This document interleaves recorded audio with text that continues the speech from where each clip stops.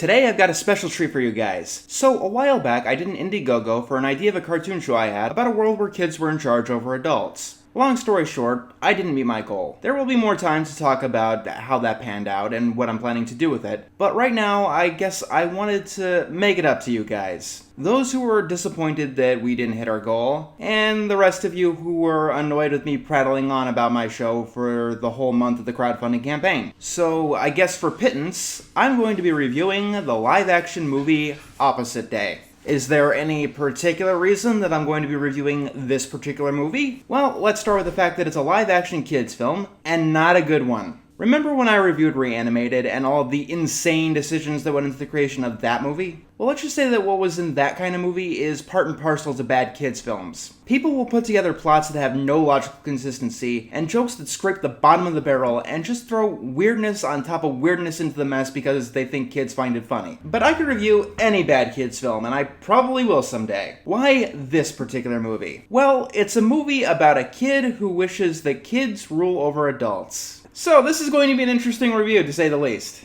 Either that or it's going to be one of the biggest mistakes that I've made in my life. But hey, if you're afraid of making mistakes, you aren't ever going to truly live, you know? I mean, it's not like the movie stars Pauly Shore. Money's not a mistake. Abort, get me the fuck out of here. This was a terrible decision. Why is the movie starting? Who put it on? I said no. Press the red button, get me the fuck out of here. Alright then, looks like we don't have a choice. We are, doing this. This is the 2009 family comedy Opposite Day, with Pauly Shore. In 2009, what the? The movie begins late one night at a place called Cuddledine Labs. Their slogan is, "Where babies come first," and yet it's made up like a maximum security prison with bodyguards, barbed wire, and apparently an electric fence. And in the next shot, monkey in a suit. I tell you, we're in for some grade A material here. Not even 30 seconds in, and already the insanity has begun. So we're introduced to this mad scientist character who has one purpose. Oh, our time has finally come, Dimitri. Tonight, we crack the code on baby language. Alright, so a couple of observations here. Baby language isn't really a thing. It's basically what people do before they learn how to communicate. It doesn't really have a meaning. But then again, this is the realm of fiction, so I can totally buy this being a thing in the realm of fiction. I mean, it did work in Rugrats, and this is fiction. Fiction is for things that could never happen in reality. However, I do have some other observations that I have a little bit harder of a time letting go. Dr. Godfrey here is a weird character. I mean, I don't mean he's like a weird person, although, yes, he is. From his voice and his mannerisms, you'd think that he was a quirky Willy Wonka type scientist, where he does wondrous things that don't always logically make sense. But no, he's more in line with the traditional Halloween mad scientist, where he has no empathy and ends up making experiments that actually hurt people. His acting just doesn't fit in with his character at all, to a point where it's hard to figure out what they were really going for. They activate a machine, and it doesn't work. It was meant to allow the monkey to speak baby language, and instead it puts him in a diaper. And how about that dialogue?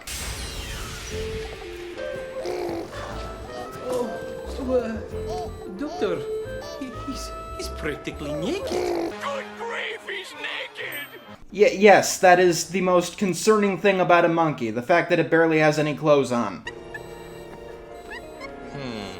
You know, I might be mistaken, but it appears as if Mr. Rodriguez believes that he's a baby too. Ah, Mr. Scientist, it seems that your previous invention of getting humans to speak monkey language was a roaring success. Well, no, Dimitri. We wanted him to understand baby language, not to become one. It's the complete opposite. Okay, this is gonna come up several times throughout the movie. The movie is titled Opposite Day because that's a kid thing, and it's an interesting little gimmick. But it's clear that they don't really know what the word means. Like, right here. The opposite of learning a new language is not becoming the target of that language. It would be forgetting to speak a language. I mean, the opposite of learning Spanish isn't becoming Spanish.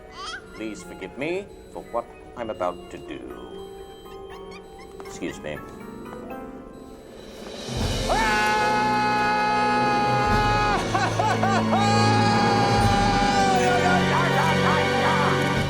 I seriously don't know why bad kids films aren't more popular with riffers like old science fiction movies are. Because you have plenty of moments like this.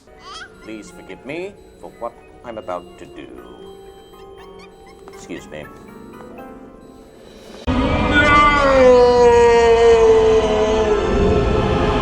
I personally could riff this movie line by line, but we really do need to get a move on and get into the actual heart of things. This is just the prologue. So after whatever the hell that was, we get the credits scene. Now, a competent movie would play it over our main characters getting ready for their day, or follow some kind of catalyst to the main plot of the movie. What we get here is random adults just doing their day-to-day jobs. Let's pretend that you don't know what this movie is going to be about for a second. What you get for the next 2 minutes tells you close to nothing. You know you're doing something right when you come across 50 characters before you even get a glimpse of your main ones. And here's the thing.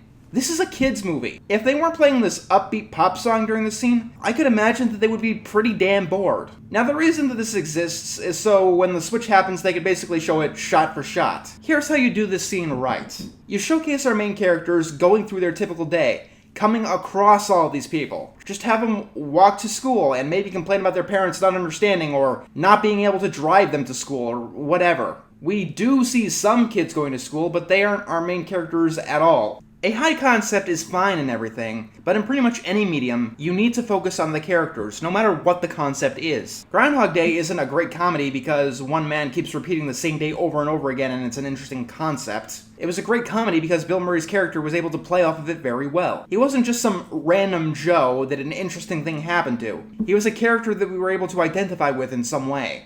After all of this, we meet our characters Carla and Sammy, played by Ariel Winter and Billy Unger respectively. And by the mother of all coincidences, Carla's actress actually had a voice role in Flip Flopped. This is going to be one weird day, I'm going to tell you that right now. So, speaking of character introductions, the first thing that Sammy says, our introduction to him, is that his life isn't fair because of his parents' rules. My first thought is, why should I care about these people and what they want when I don't know anything about them? Look, I know that the concept of this film is a big drawing point. It's probably why anyone is watching this movie. However, you do need to do the typical movie setup shit. You know, establishing who these characters are and build up to the big wish. Did Freaky Friday start immediately with Lindsay Lohan saying that she wanted to trade lives with her mother at the 4-minute mark? Oh, by the way, check out this movie's tagline. If you thought Friday was freaky, get ready for Opposite Day. Yeah, you know the number one rule of making a film? Don't remind the audience of a movie they'd rather be watching? Well, Opposite Day does that in its tagline. So in essence, they break the number one rule before the movie even gets started. Seriously, having your tagline reference another movie is just idiotic. Unless this is supposed to be a sequel or something, which, spoilers, it's not. Parents are so bossy. All they want to do is make rules.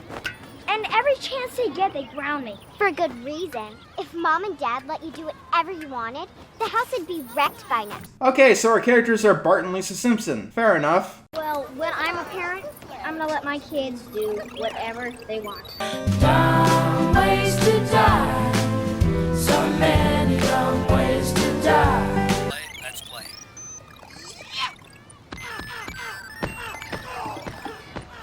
Hey, Carla, you wanna trade games? I'm still playing. Well, today's opposite day, which means I'm gonna skip ahead a bit because we get absolutely nothing of substance. Sammy is the typical mischievous boy, and Carla is the typical know-it-all girl. And long story short, it's a whole big pile of show don't tell, as these kids we don't know complain about their parents grounding them and how unfair their lives are while they play their Nintendo DS's. It's not like the kids couldn't have an argument here. School can be harsh, parents might not understand your problems, you can't vote or drive, no one gives a shit about what you think. But here they are just complaining about their parents while playing their Nintendo DS's in a playground. Then up comes Chaz. He apparently knows these kids, but their relationship is never really established. What are you guys talking about? The boys think kids should be in charge of parents. I mean, that could never happen. That's just woo! 5 humiliating mistakes in Disney's Utopia. Number 1, animals can't talk. Number 2, rabbits can't be police officers, also they can't talk. Walt Disney would be rolling in his grave. Chaz's story is that his father is too busy putting food on the table to play with him. You know, like pretty much any father in a bad kid's film. The kids come home to see their grandparents. This means that they're going on vacation for the weekend. Oh, and their father is Pauly Shore. I take back what I said about the kids not having a case against their parents. This is all I need to see to know that, yes, they have a very good case for why kids should be in charge in their family. Actually, and I can't believe that I'm saying this, but if you're looking into this movie for a Pauly Shore offering, you're going to be disappointed. For those who don't know, Pauly Shore was an actor who made his career on being loud and obnoxious in all his movies, yelling and shouting and making life hell for all of the characters. But it was okay because he was cool. Think about it like those YouTube prank channels. Except when he did it, it was just an act. But in this movie, he's largely, normal. And you think in a movie where he gets to act like a literal child, he'd have, a gold mine of material. But the movie focuses solely on the kids, and he doesn't really do anything. I understand the casting, but the script just didn't fit him. And yes, the father's name is indeed Robert. Robert, huh? Isn't that also... If you make that comment, I swear that I will put a voodoo curse on you and your dog. I'm warning you, do not do it. Someday, you're gonna be a parent, and you're gonna realize how important this bond is between father and son. Okay. Can I go now? Yes. Cool. Okay. God, wouldn't it be great to be a kid again, huh? I get it. This movie is about a role reversal. Can we please move on and actually get to it? Long story short, that because this is a vacation that the family has been planning for a while, in a kids movie, the parents are called into work and can't go, leaving the kids alone with their grandparents. Well, actually, the mother gets called into the work and the father doesn't want to go on the vacation because support, I guess. So, while the plot is starting to get going, we cut back to the lab, where Dr. Doofus shows his boss, I guess, a plan to replace delivery people with birds. That sounds like it's just an irrelevant joke, but I am bringing it up because it's integral to the story of the movie. And even the people in the movie seem to realize how stupid this sounds. What if we started a company with employees that could be paid in bird feed? Literally. Ta-da! Even as we speak, we're in production on a fleet of thousands of birds that would travel at Mach speed, delivering packages all over the world, 24 hours a day. I call it Bird Express. What does that have to do with babies? I get that you don't want the birds to come out of nowhere later on in the film, but making them come out of nowhere earlier in the film doesn't mitigate the problem. Despite being shown inventions that could redefine our understanding of physics, Dr. Doofus' boss is unimpressed, forcing him to show the baby language machine. And then our father of the year here decides to use his kid as a guinea pig in a machine that he knows is malfunctioning. Meanwhile, Sammy makes a wish on a star that kids could rule the world. Alright, let's talk about explaining a concept, not just this concept, any concept. First and foremost, you only need one explanation. The whole wishing on a star is largely redundant. I mean, it has some service to the plot. Sammy ends up thinking that everything is his fault, and Carla wants him to fix it, but it's clear to the audience that it's not his fault. The wish doesn't do anything. There are reasons and times to explain why something is the way it is more than once. Like if you're showcasing multiple myths or stories in one world, and no one in universe has the objective answer. Here's the rub though. If this was all because of said wish, then what happens in this movie later would make sense. Just say it's magic and you don't really need to explain anything else. If people don't accept the concept for what it is in that case, then they shouldn't be watching this movie, plain and simple. However, they don't just stop at saying, is magic. They try to explain it through science. And they do so extremely poorly. Chaz escapes the machine and then he breaks it, causing the demystifier gas to spread all around the town. The next day, the adults are acting like kids, and the kids are acting like adults. Sort of. It is very unclear to actually what happens. Dr. Dumbass is not only acting like a kid, but he thinks that his son is actually his dad. Here's how the switch works in this movie. Computer, what happened to all of us? This leakage has created a mist over the entire city for a 5-mile radius, causing all family members to switch identities.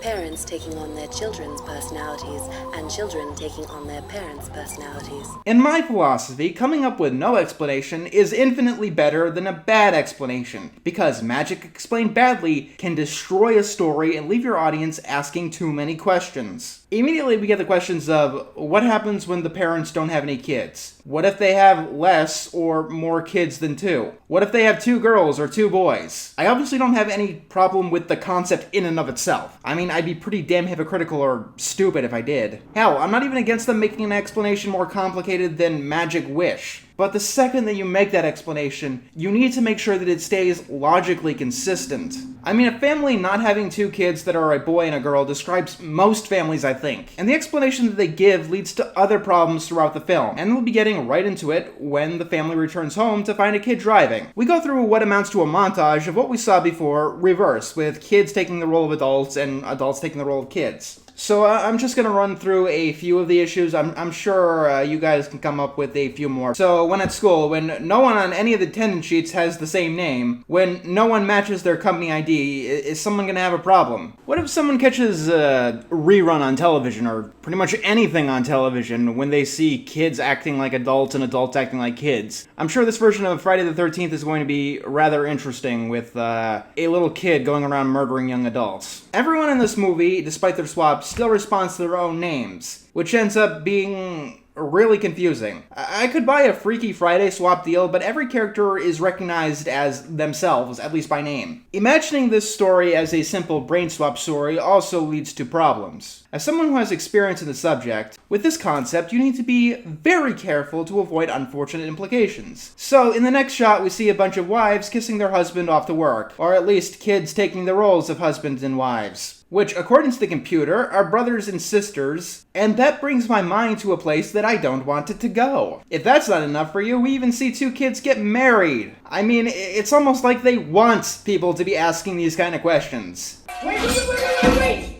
Kids, ask your parents where babies come from! No, you don't want people to ask these kind of questions. No matter what high premise you use, there's always going to be implications that can lead to some discomforts or the logic of the world breaking down. The Truman Show, for instance, has a lot of questions when you think about it, like all the laws that need to be broken or not exist for that concept to happen. Students in Hogwarts, for instance, don't learn math or writing after the age of 10, it seems. When you do a concept like this, you need to think of yourself as a magician. A magician can't really make magic happen, and you, as the writer or creator, can't really make a world like this. But you can create the illusion of it, and something crucial is controlling your audience's attention. Keep their thoughts away from the incidences that would make them ask these kind of questions. It's why in my series I stay away from talking about hospitals and medical issues, because in those situations it stretches the audience's suspension of disbelief too far. Of course, there are always going to be those with a keen eye, or those who want to find the strings, but that doesn't mean you just throw in the towel immediately and show a wedding like that. It gets uncomfortable immediately. I mean, it probably wouldn't be for a very young child, but for anyone else, including the adults who wrote this, it should probably make them pretty uncomfortable.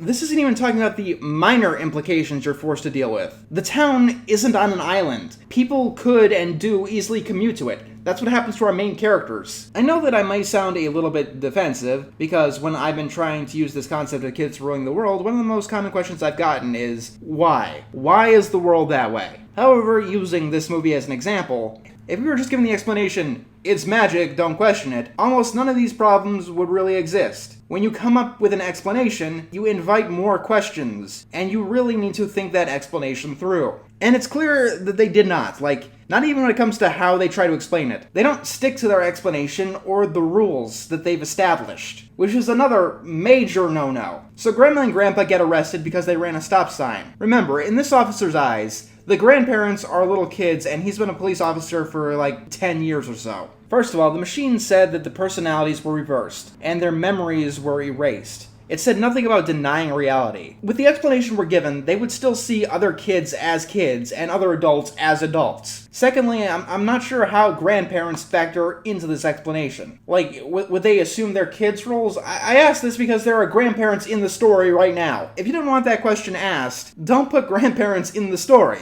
But let's ignore all of that. Let's take them on their own terms. Imagine a real-life police officer doing this to a 7-year-old. On the sidewalk. Hands on your head. Put your right foot in. Take your right foot out. Put your left foot in. Shake it all about. Yeah, remember when a fully grown police officer made your son do the hokey pokey for his own amusement, and then gave them a breathalyzer test? In the next scene, they're taken to get their mug shots while they're dressed up like cowboys. Their fingerprinting is done with finger paint. And then the judge gives what she thinks are 7-year-old kids 25 years of solitary confinement for operating their parents' vehicle and running a stoplight. And I'm not even going to try to explain what happens in prison.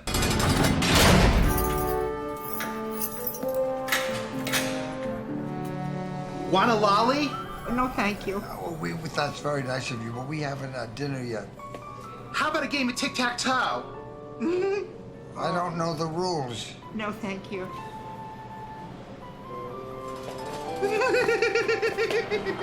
But for some reason, both kids and adults, and people of the same sex, are placed in the same prison. Also, this is not what solitary confinement is, at all. I'd understand the scene if these kids were trying to act like adults with a childish understanding of being adults. That would be interesting. It would make this movie far more interesting. But there's too much in the rest of the movie that contradicts it. For most of the rest of the film, both before and after this scene, all of the kids do their jobs exactly as their parents would do, and essentially assume exactly their life. And I could also buy the film doing that. I could buy either one of these premises, but you can't do both. There's just no consistency, and it leads to confusion for the audience. And especially in a kids' film, you need a defined set of rules. It's important to their development and how they understand storytelling. The scene with the grandparents going through the criminal justice system just destroys the integrity of the movie. Not only because it's inconsistent, but in my opinion, if the rest of the movie had these rules, it would be more interesting and cohesive. I've said it before in a previous review, but kids acting exactly like adults, and adults acting exactly like kids, and that being the beginning and the end of the premise, is rather boring.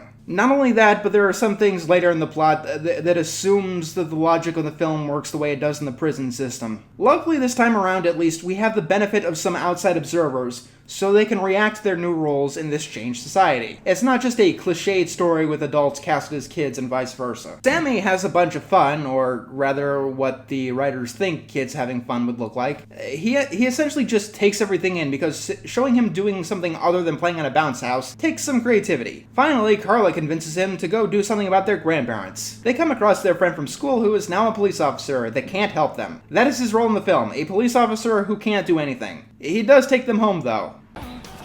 I'm worried about you folks. It's weird that the only people the police breathalyzed was apparently the 7-year-old, not the two adults who thinks that they're all kids and that what he thinks is kids used to rule the world. Sammy and Carla enter their home to find that the entire house has become a disaster area because their parents have been acting like kids.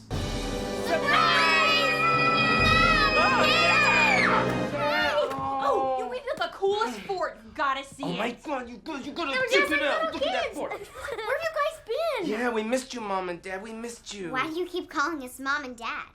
You're the parents. No, silly, you are. No, we're the kids. You're the parents. We're the kids, you're the parents. No, I'm telling you.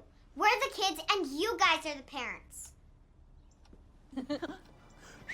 That's so weird.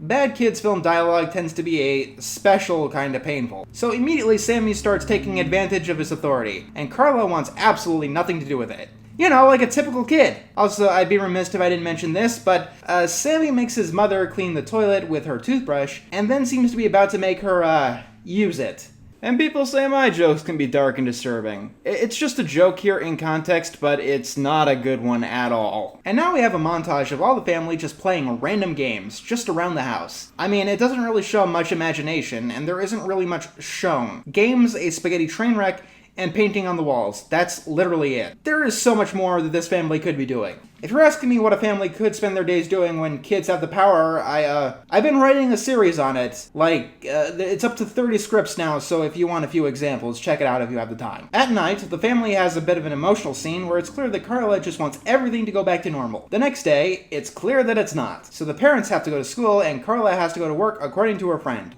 Whoa, your clothes are ginormous. Yes, it's just one of the problems that we have to deal with in the adult world. Sometimes we wake up with a creaking neck, sometimes we wake up and our clothes are 3 times our size. It just happens to everybody. Here? Your clothes are ginormous. Yes, you said that exact statement 20 seconds ago. While Carla is doing that work thing, Sammy tries to drive to school, which doesn't get him arrested. So this is what? Yep. Place that pays the bills. Pays the what?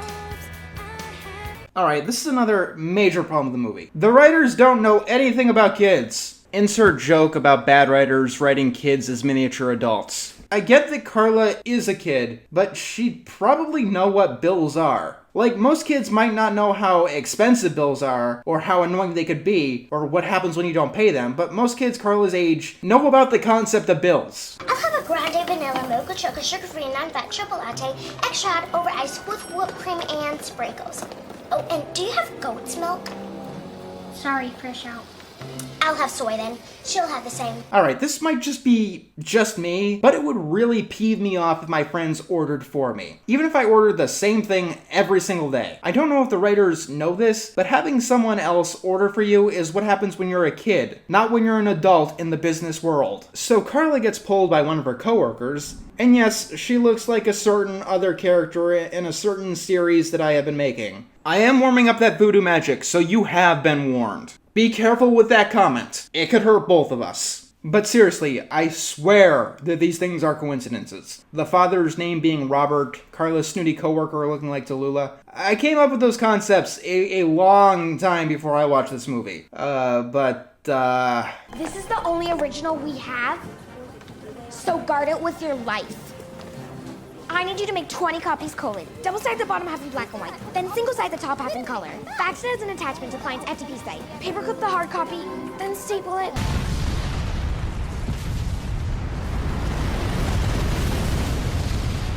Wow. Okay, this statement lines up there with the can opener opening a locked door and the just absurd amount of logic. I get that it's supposed to be like nonsense that's specifically there for kids to get confused, but as an adult, it's just like, why the fuck do you want this? Let me explain exactly what she's asking for. Alright, so this is a very important file, and for some reason she has only one copy. Which is beyond stupid. If you only have one copy of an important file, you're getting fired! On top of that, pretty much everything important in the company has digital backups. Remember, this movie came out in 2009, and the internet is mentioned within the film. But alright, you want 20 copies of this document, this picture, fine, that's fair. But you want only the bottom half of the photograph double-sided, and you want the bottom half, both sides, black and white. But then you want the top half of it single-sided, and you want that half in color. Then you want me to fax this file in 2009 to a website. And after I faxed this abomination, I don't even know if we have a fax machine, but okay, you want me to put a paperclip on it and then staple all 20 copies together. I'm sorry, I just don't know if that's possible because I don't think any copy machine in the world would have that kind of presets. Because I don't know anyone in the world who would want something like that. Anyway, Carla falls on the copy machine and she starts smushing her arms on it, so they get copied instead. Then the child that's shown to be the more intelligent one in the family puts the important document into a paper shredder. Like, I get the idea here. Have a kid try and take on a tough business world. It's a great premise. I'm not gonna lie, there's plenty of potential for comedy. But Carla not knowing what a paper shredder is just stupid. Especially because it's labeled as a shredder. You'd have to read the label to put something in it. You really think that kids are that kind of stupid, huh? Meanwhile, Sammy finds that being an adult isn't very fun, because everyone else is on duty. Apparently, his dad was a stay-at-home dad or something,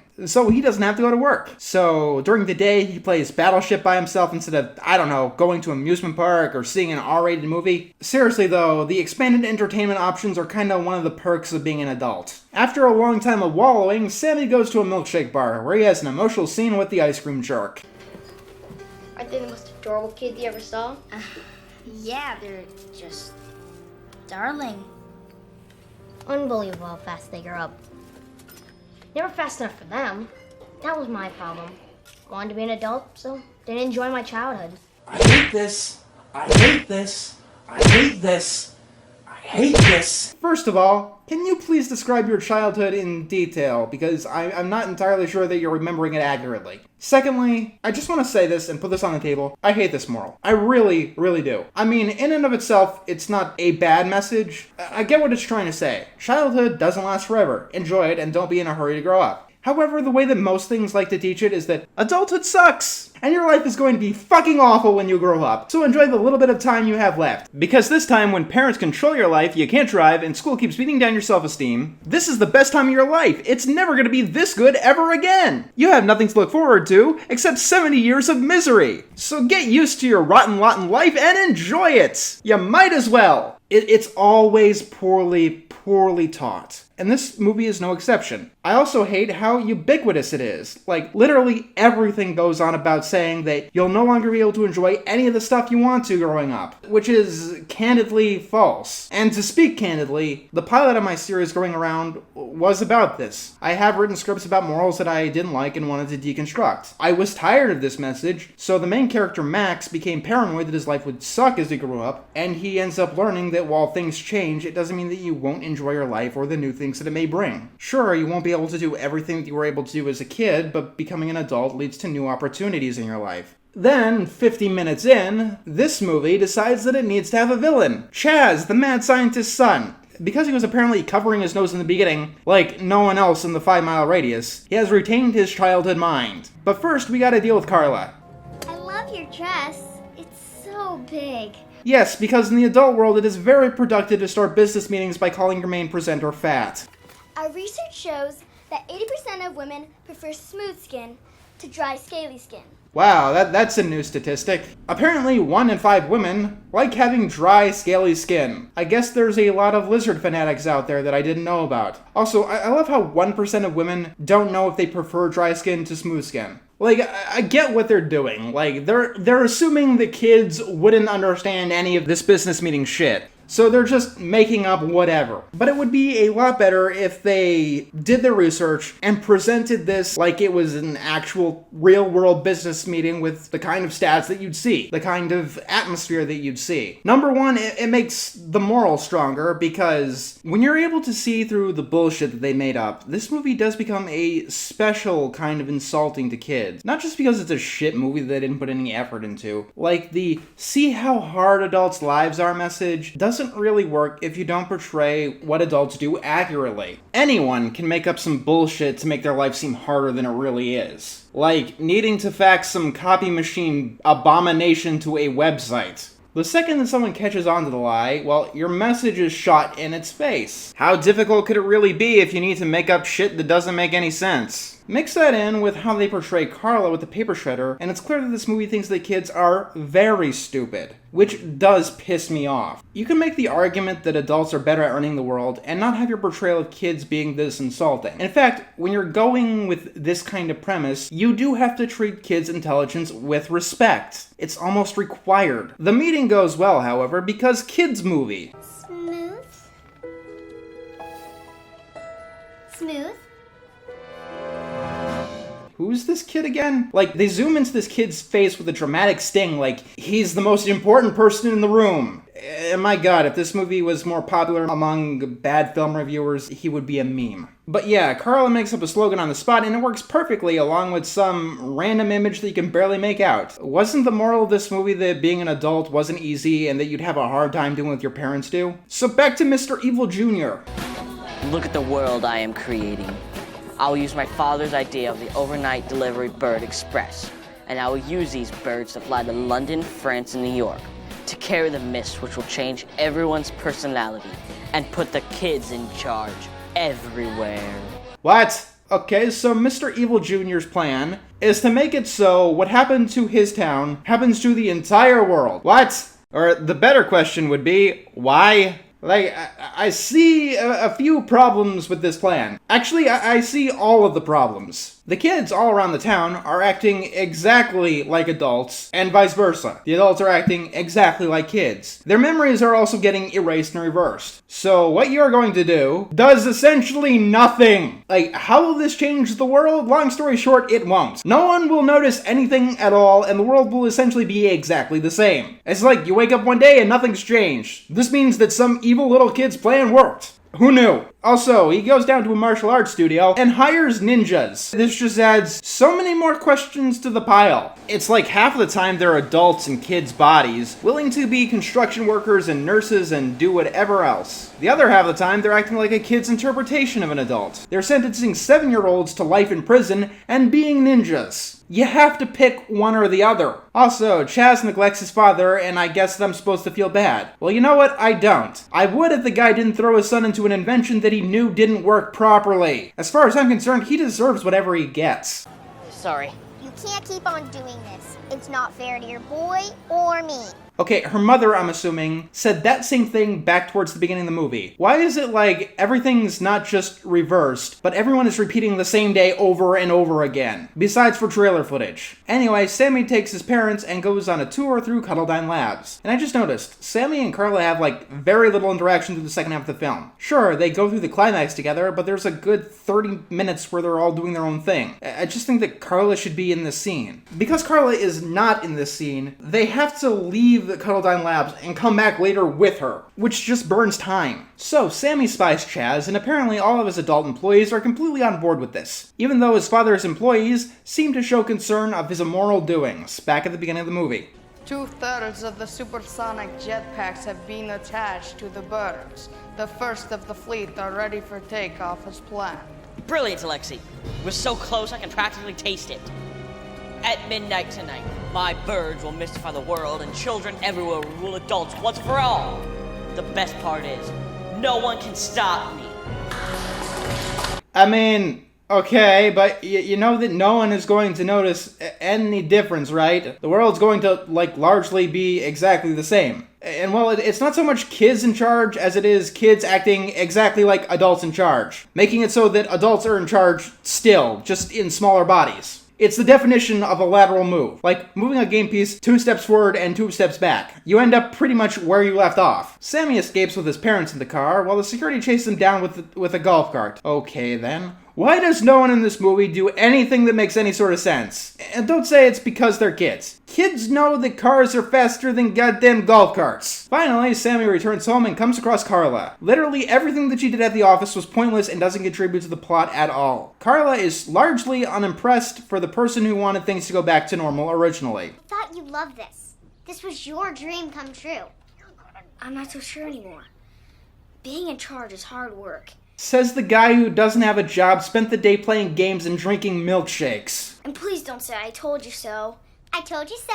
Says the girl who essentially got a promotion for doing nothing. This is like the Family Guy episode where Peter and Lois switch places with the kids, and the kids actually were very, very competent and was easily able to do what their parents were doing, and then just saying flat out at the end, yep, the parents were right all along, that their lives were harder than their kids. They decide to go to the police, but they need someone to look after their parents, and we get one of the strangest gags in the entire film. We need a babysitter.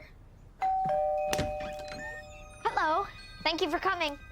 So, people in the real world. You hired a babysitter for your kids who was smiling like that, wore a "will sit for baby" shirt, and a diaper. A person who was supposed to be an adult. If you've done that, please call the police on yourself. You are clearly incompetent as a parent. Like, what's even the joke here? I mean, haha, a kid is babysitting adults. But beyond that, like, what? She's never appeared before in the movie, so it's not like she's a running gag. In the movie, the kids act like adults. At least they are supposed to. That's what was established. It's like in this last 30 minutes, the rules have been completely rewritten, but she's dressed like even younger than she is. This is why we have more than one draft for our scripts. And it just ends up as another example of this movie's unintentional creepiness. So the kids go to the police, Chaz kidnaps their parents. Surprisingly though, it seems like the police are listening to Sammy and Carla. But remember, his role in the movie is police officer who does nothing.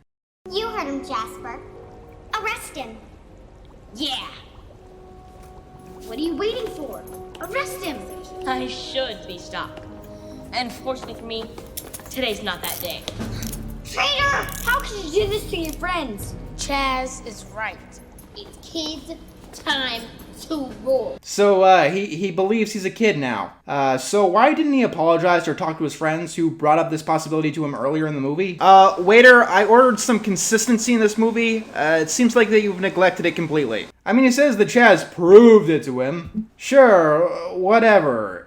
It still doesn't answer the question. In the grand scheme of things, what does this really change? Like, this is the way the world should be. In essence, it's the way the world already is, dipshit. When he proved it to me that it actually happened, I realized this is the way the world should be. Kids rule. The kids in charge, there'll be no more war and no more famine. Objection! But they would have the minds of adults. They act exactly like adults. You want to say that a world run by kids wouldn't have any wars? Fine, whatever. But the exact same thought process is going to still run the world. Like, I mean, there's definitely something here. I mean, you could make this movie work with a little bit more doing, but it's just so incoherent. There are two different sets of rules going on at once. These pieces don't connect, and because they didn't keep track of the logic that runs the movie, the villain's plan is idiotic. No, it's not even idiotic. It's like saying I have an evil plan to wake up tomorrow morning in my bed instead of in my bed. You could argue that he's planning on convincing every single child on Earth what's going on, but that's a stretch. Number one, he never says that that's what he's going to do. Number two, pretty much none of the kids outside Cuddledine believed it. And three, wouldn't revealing what happened send things back to the way they were if the adults catch on too? Kids all over the world will be missing something so special if you go through with this. Write a book about it. Hey, it's just like Love Struck, where instead of making a case for the importance of the missing thing, you just say that it's missing because it's slightly intangible and that requires effort to write. So Chaz starts talking to his birds like he's about to lead an army of stormtroopers. Kids in charge everywhere. Fly. Fly. Fly.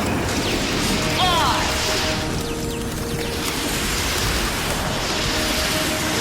Fly! Well, that's about enough light for me for one day. Let me check the time. Yeah, it's about that time. Keep in mind, they are birds. This kid is using an army of birds, wearing jetpacks, to spread chemtrails all over the world that make kids think and act like their parents, and their parents to think and act like kids. And he wants to do this because he has daddy issues. I mean, the animation here isn't as bad as Birdemic, but Chaz's acting right now is somewhere in the ballpark. Now here's a fun little piece of information. Chaz had his hostages bound up with licorice. Haha, kids like candy. I mean, come on, really? If a kid would want someone tied up, they'd use a fucking rope. If you want to seem more juvenile than that, like, this is something that only a kid would do, use a jump rope. But licorice, yes, let's make sure that someone's rope is edible. Kids are not this stupid, especially kids as old as Chaz. So Pauly Shore escapes and he rescues his kids. Then Sammy and Carla start taking inventions from the lab to defend themselves. And so, ninjas. And Sammy knows martial arts, like, out of nowhere, and I have no clue what's going on anymore. I'm surprised the Wikipedia article for this movie is so short, considering what a synopsis would look like. In a world where adults and kids have switched places because of a scientist that wanted to allow adults to communicate with babies, an evil little kid wants to change the world with carrier pigeons, and to protect his plan he has hired ninjas. But they're not very effective because a little girl has boxing gloves, and a little boy knows martial arts because of a ninja fighting video game that he's been playing all movie. But it was all an elaborate plan by an evil... You know what? No evil banana. Even the evil banana couldn't come up with this one. What the fuck is with the editing here? It's slow and clippy for a few seconds, and then it's speeding up for the first time in the entire film. If I didn't know any better, I'd say that the movie was scratched, but no, it seems like it's a stylistic choice that just comes out of nowhere. Unfortunately, Sammy isn't able to stop Chaz because he knows all of his father's inventions. Meanwhile, Carla tries to break into the computer to stop the bird plan. We have to get everybody in Fairfield back to normal. We've got to stop Chaz. I don't know the password. You can do it. I don't know the password to start this thing. Do you want me to smash it, Ma? Yes, but no. I saw the buttons that my dad pushed to make that thing work. You remember them? Yeah, it's the same word as that right there. The password is password? Yeah. 8 minutes until birds over targeted areas and mist released. Login successful. It's working! You shitting me? Okay, I know this is late into the film and I should have brought this up earlier, but it's a major problem that's just finally got to me. The kids all act exactly like their parents. However, the parents act all like generic little kids, all roughly at the same age. Like, the professor here, logically, he should be acting roughly the same age as Chaz, right? Sammy and Carla's parents should roughly be acting like them. But they don't. They act like half the ages of their kids. This is a problem with like every adult character in the entire movie. I can't believe this movie is having the same problem as The Sims, where every single age group of childhood is just placed into the same little camp. After this, Carla saves Sammy, and we get the moral of the movie. Wait! You can't do this! Give me one good reason why not. You may not remember this, but you used to like your dad, Chaz.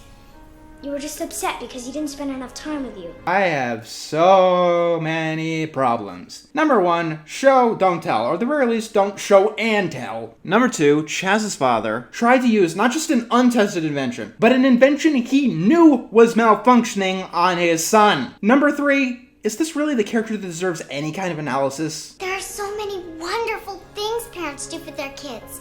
Things that kids can never replace. You know, you're right. Adults did so many wonderful things for their kids throughout this entire movie. Let's see what they did. Well, they decided work was more important than vacation, neglected their child's feelings to work some more, decided not to go on the family vacation just because their wife was working, even though they had no obligation to do so, and oh yeah, tried to use a malfunctioning invention on their kids. I mean, it's not like I disagree with the main message here, but the movie is kind of making a case for the opposite of what they're trying to say. Ha! Get it? Maybe that's what the title means. Some parents really are shit. The only interaction Carl and Sammy have with their parents before the Great Change is their mother being called into work and forgoing a planned vacation, and their father also forgoing that vacation just because. And that's literally all their parents have done for their kids in this entire movie. It's ironic that the professor wanted to make an invention for adults to understand baby language, because clearly he'd be the last person on Earth to use it. Without parents, who will tuck us in at night? It might be a good time to mention that this is probably not a good movie for orphans to watch, or anyone. But seriously, not every parent really hits all of those criteria. I mean, hopefully they make you dinner, but tucking in at night probably doesn't last to Carla's age. And a lot of parents themselves really don't have a firm grasp on what's right and wrong. See Dr. Doofus for a good example of that. Look, parents are, or should be, the most important people in their kids' life, and are responsible for giving them the leg up that they need in life. I'm not trying to argue against that at all. But in this movie, all the adults are just so detached at best. And I know what you're thinking. What about your series? What about Growing Around? What I said still applies in Growing Around, and that's the key to what makes it work, believe it or not. Parents should be the most important people in their kids' lives. And in my show, they still want to see their kids succeed as much as possible. In the scripts, they go out of their way to offer advice and support. They don't have the power to force their kids to do anything, but it's not like the kids as a whole completely disregard what their parents say. They still value them as people because kids naturally do that. Or take care of us when we don't feel good. Who will give us hugs and kisses?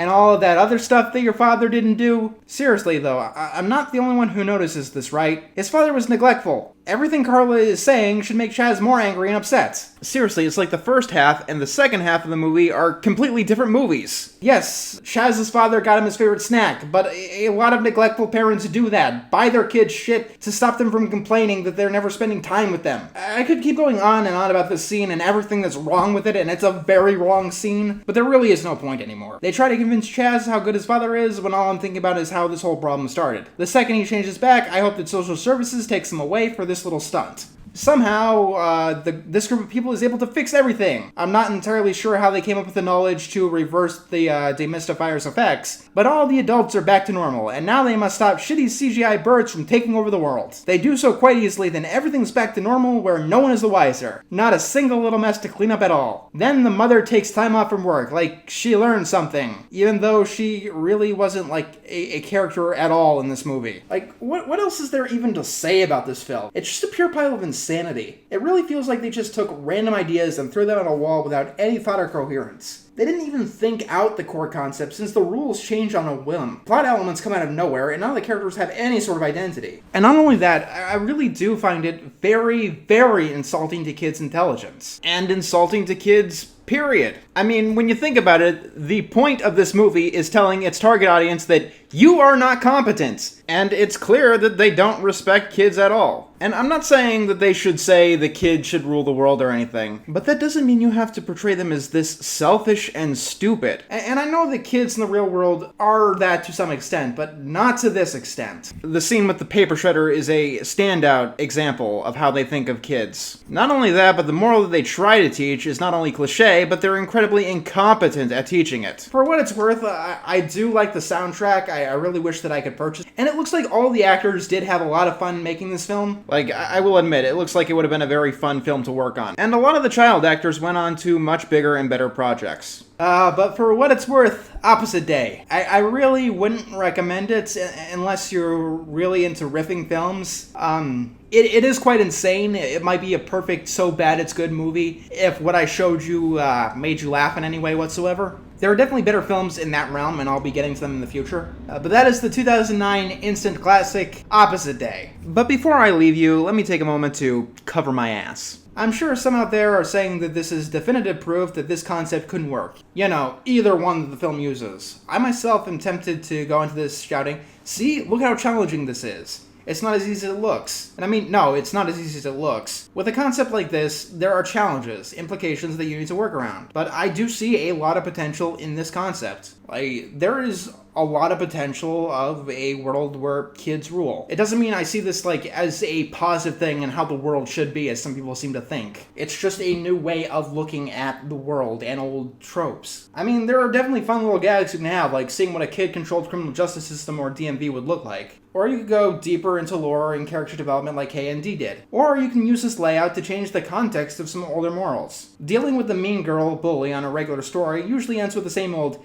tell an adult moral. With this concept, the characters don't have that out. Even worse, that character might be their boss, or even their mayor. Is this a concept that's easy to pull off? No, it's not. I've seen it fail a lot, more times than I've seen it succeed. And when it does work, they usually go down the route of Lord of the Flies. That doesn't mean that it's a bad concept. There's no such thing as a bad idea. It's all what you do with it. But enough about talking about me and my project that you're probably all very tired about hearing by now. I want to spark a little interest in something else. Now, cartoons are my primary target for review, and they probably always will be. But YouTube is unfortunately a very unstable platform, and sometimes to stay alive, you need to branch out and try new things. This is one of those new things that I want to try. Do you guys want to see me tackle more live-action stuff like this? I'll probably stick to things aimed at a general audience, but I'll be planning on tackling some films that I like, or at least feel mixed about too. So it's not always going to be like Imagine That, or Spy Kids 4. I want to tackle family films that I really like and think are underrated, like Polly, or things that are quite the mixed bag and just interesting to talk about, like Mr. Megorium's Wonder Emporium. Tell me in the comments below, and leave a like if you want to see more of this kind of content. I'm really interested to see what you guys have to say.